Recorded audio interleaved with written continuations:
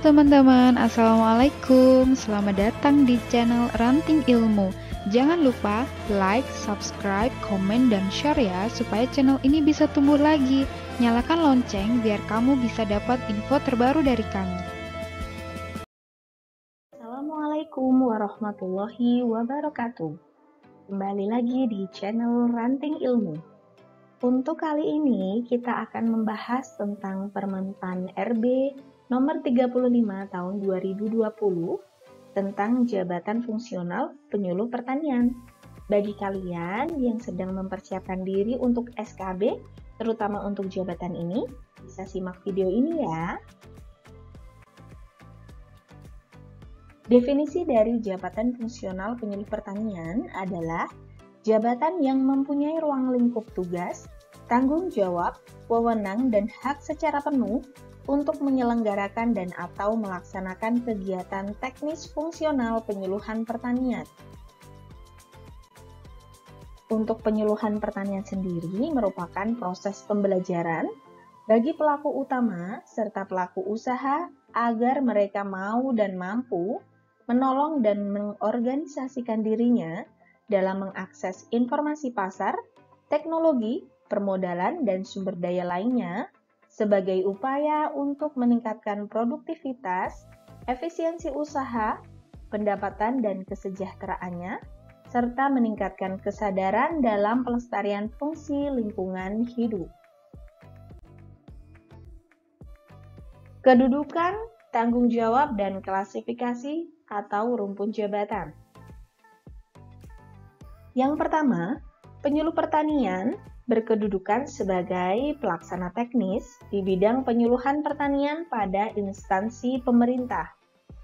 Penyuluh pertanian berkedudukan di bawah dan bertanggung jawab secara langsung kepada pejabat pimpinan tinggi madya, pejabat pimpinan tinggi pratama, pejabat administrator, atau pejabat pengawas yang memiliki keterkaitan dengan pelaksanaan tugas jabatan fungsional penyuluh pertanian. Yang ketiga, kedudukan penyuluh pertanian ditetapkan dalam peta jabatan berdasarkan analisis tugas dan fungsi unit kerja, analisis jabatan dan analisis beban kerja dilaksanakan sesuai dengan ketentuan peraturan perundang-undangan. Jabatan fungsional penyuluh pertanian merupakan jabatan karir PNS, dan jabatan fungsional penyuluh pertanian ini termasuk dalam klasifikasi atau rumpun ilmu hayat. Tugas jabatan fungsional penyuluh pertanian yaitu melaksanakan kegiatan penyuluhan, evaluasi, dan pengembangan metode penyuluhan pertanian. Dan unsur kegiatan tugas jabatan fungsional penyuluh pertanian yang dapat dinilai angka kreditnya yaitu penyuluhan pertanian. Sekarang kita masuk ke kategori dan jenjang jabatan fungsional. Ada dua kategori. Yang pertama, jabatan fungsional kategori keterampilan yang terdiri dari penyuluh pertanian terampil, mahir, dan juga penyelia. Untuk kategori kedua yaitu jabatan fungsional kategori keahlian yang terdiri dari penyuluh pertanian ahli pertama, ahli muda, ahli madya, dan juga ahli utama.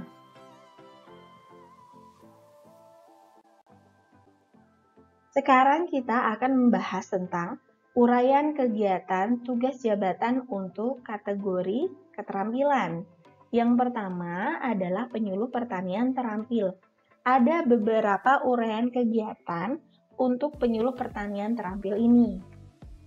Yang pertama yaitu melakukan inventarisasi dan identifikasi data potensi wilayah, sumber daya alam, sumber daya manusia, dan juga sumber daya ekonomi. Yang kedua, melakukan inventarisasi, identifikasi, dan rekapitulasi data sebagai bahan penyusunan program penyuluhan pertanian. Yang ketiga, melakukan penyebaran informasi pertanian, baik teknis, sosial, dan juga ekonomi, melalui tatap muka kelompok. Kemudian yang keempat adalah melakukan penumbuhan poktan. Yang kelima, meningkatkan kelas kemampuan Poktan dari kelas pemula menjadi kelas lanjut. Yang keenam, melakukan penumbuhan Gapoktan. Yang ketujuh, meningkatkan kelas kemampuan Gapoktan dari kelas pemula menjadi kelas lanjut. Yang selanjutnya yaitu melakukan penumbuhan kelembagaan ekonomi petani, kemudian meningkatkan kelas kemampuan kelembagaan ekonomi petani dari kelas pemula menjadi kelas lanjut. Untuk yang ke-10, melakukan kegiatan peningkatan kapasitas Poktan, Gapoktan, dan kelembagaan ekonomi petani. Yang ke-11, melakukan fasilitasi Poktan atau Gapoktan dalam meningkatkan aksesibilitas terhadap informasi teknologi dan pasar. Selanjutnya, melakukan fasilitasi Poktan atau Gapoktan dalam penerapan teknologi melalui kegiatan sekolah lapang.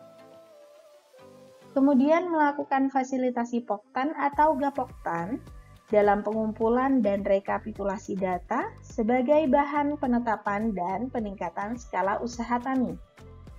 Yang ke-14, melakukan fasilitasi penerapan teknologi melalui Demplot.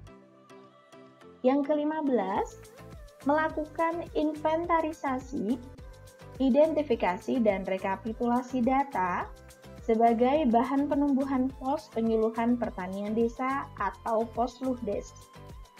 Yang ke-16, melakukan inventarisasi, identifikasi, dan juga rekapitulasi data sebagai bahan pengembangan pos penyuluhan pertanian desa.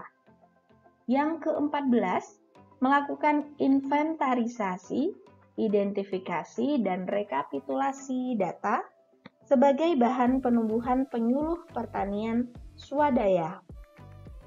Dan untuk yang terakhir, ini melakukan inventarisasi, identifikasi, dan rekapitulasi data sebagai pengembangan penyuluh pertanian swadaya.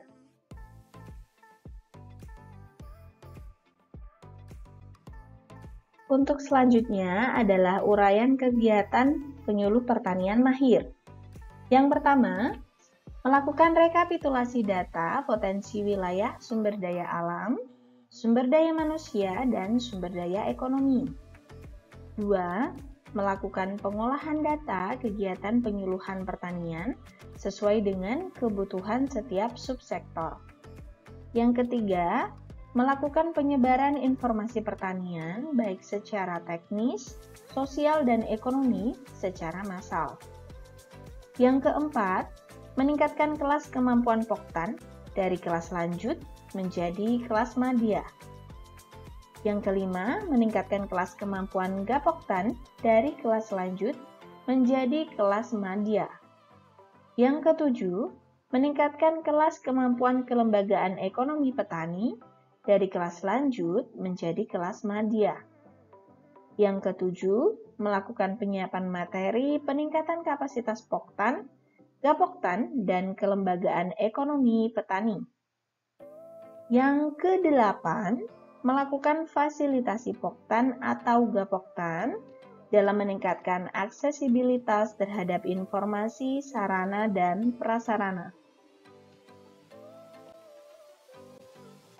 Untuk selanjutnya, melakukan fasilitasi Poktan atau Gapoktan dalam penerapan teknologi melalui studi banding dan juga pameran. Yang ke-10, melakukan fasilitasi validasi data hasil pengumpulan data peningkatan skala usaha tani Poktan dan juga Gapoktan. Yang ke-11, melakukan fasilitasi penerapan teknologi melalui Demfarm. Yang ke-12, melakukan pengolahan data hasil rekapitulasi sebagai bahan penumbuhan pos penyuluhan pertanian desa. Yang ke-13, melakukan pengolahan data hasil rekapitulasi data sebagai bahan pengembangan pos penyuluhan pertanian desa. Yang ke-14, melakukan pengolahan data hasil rekapitulasi data sebagai bahan penumbuhan penyuluh pertanian swadaya. Dan yang terakhir, melakukan pengolahan data hasil rekapitulasi data sebagai bahan pengembangan penyuluh pertanian swadaya.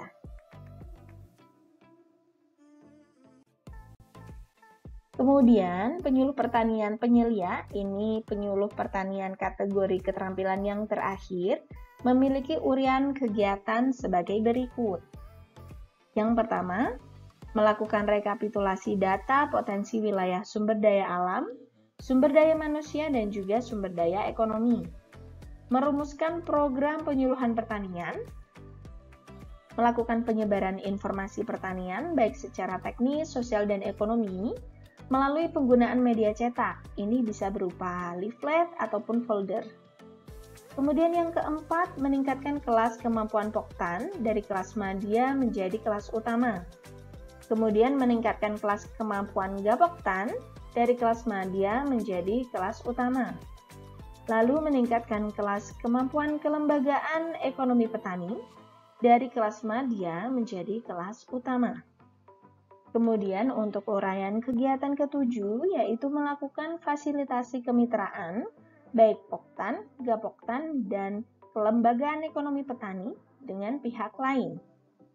Yang kedelapan, melakukan fasilitasi Poktan atau Gapoktan dalam meningkatkan aksesibilitas terhadap informasi dan juga pembiayaan.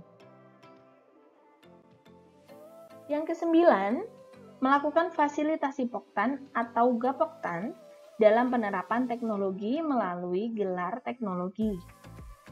Yang ke-10, melakukan fasilitasi Poktan atau Gapoktan dalam menetapkan dan meningkatkan skala usaha tani.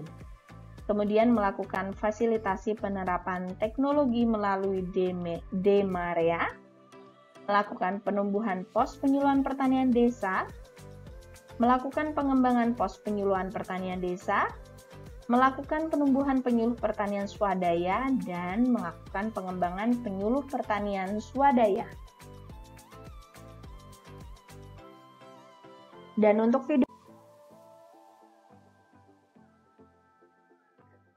penyuluh pertanian kategori ahli akan kita sambung di video berikutnya. Terima kasih, see you on the next video.